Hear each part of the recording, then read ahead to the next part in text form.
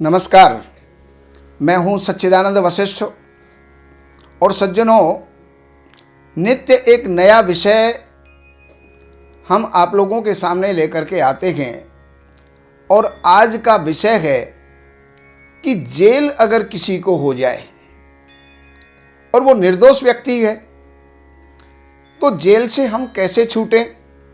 और दूसरी बात ये है कि जेल का कारण कौन सा था कुंडली के अंदर, ज्योतिष के अंदर, जिसने हमें जेल भिजवा दिया।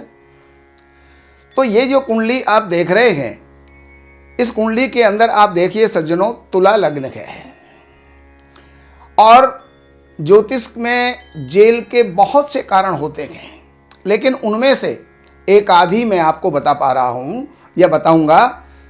कारण ये है कि जब कोई भी स्थान दो तरफ से अगर वो दब जाता है, जैसे लग्न जो है वो लग्ने और लग्नेश, अगर उसके दूसरे स्थान के अंदर कोई भी जो है ग्रह ऐसा बैठा हुआ है जो वक्री है, वापिस आ रहा है, और 12वें स्थान के अंदर कोई भी ग्रह बैठा हुआ है जो वहाँ पर मार्गी होकर के आगे जा रहा है, तो वो दोनों तरफ से ग्रह लग्न को ग्रसित कर लेंगे।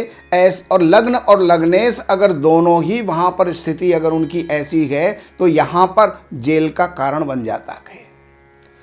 बहुत सी बातें ऐसी होती हैं, कई बार ऐसा होता है कि व्यक्ति कोई गुनाह भी नहीं करता लेकिन फिर भी वो सजा का भागी हो जाता है।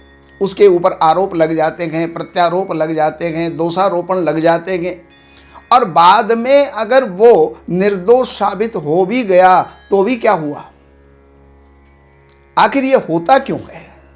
अब इसको जानने के लिए हमें ज्योतिष का सहारा लेना बहुत जरूरी है।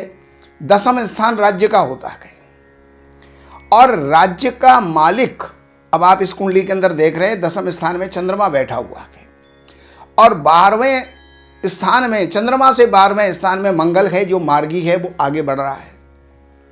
चंद्रमा से दूसरे स्थान में बुध है जो वक्री है, जो वापिस आ रहा है, रेट्रोगेट हो रहा है। तो ऐसी इसी में चंद्रमा और 10वां स्थान और 10वां स्थानेश, ये सारे बीच में आ गए। तो इस कारण से भी यहाँ पर जेल का योग बन जाता है, सजा का योग बन जाता है। और अब अगर चौथा स्थान किसी भी प्रकार से दग्ध है, चतुर्थेश अगर किसी भी प्रकार से दग्ध है, तो उस व्यक्ति को जीवन में कलंक लगेगा। तो कलंक लगेगा तो उस कलंक के लगने का कारण जो है चतुर्थ स्थान भी होता है। तो ऐसी स्थिति के अंदर भी जेल का कारण बन जाता है। और ऐसे अनेकों कारण हैं, लेकिन अगर आप निर्दोष हैं, आपको अनायास फंसाया गया है या आप फंस गए हैं, तो ऐसी स्थिति में एक सुगम सा उपाय मैं आपको बता रहा हूं।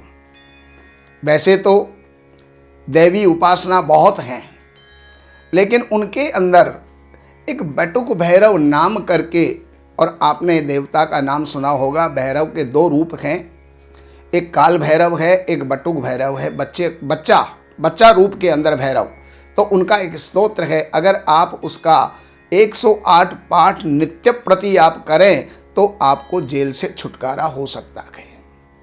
आप उसको ध्यान से सुनिएगा। वो जो है स्तोत्र या वो नामावली, वह भगवान भैरव के 108 नाम है।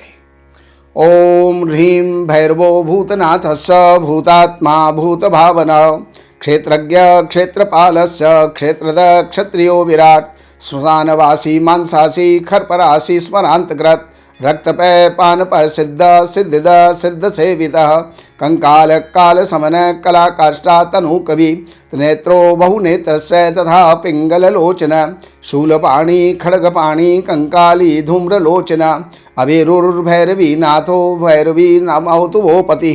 अब ये 14 श्लोक हैं। अब 14 श्लोकों में से मैंने आपको 5 श्लोक ही सुनाए हैं। तो इस 14 श्लोक को आप किसी भी धर्म ग्रंथ के अंदर, किसी भी विद्वान के पास में आप इसको ले सकते हैं।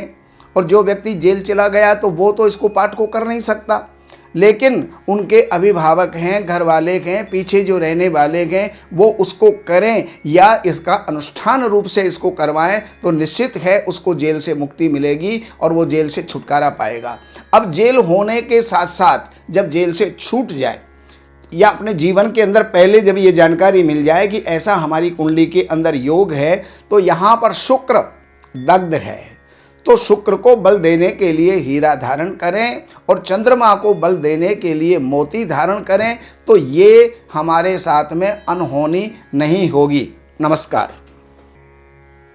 हमारे यहाँ वैदिक ब्राह्मणों के द्वारा सभी प्रकार के पूजा पाठ, कर्मकांड, संगीत में विवाह, गृह क्लेश, काल सर्प दोष, व्यापार में रुकावट व नवग्रहों की पूजा आदि कराई जाती है।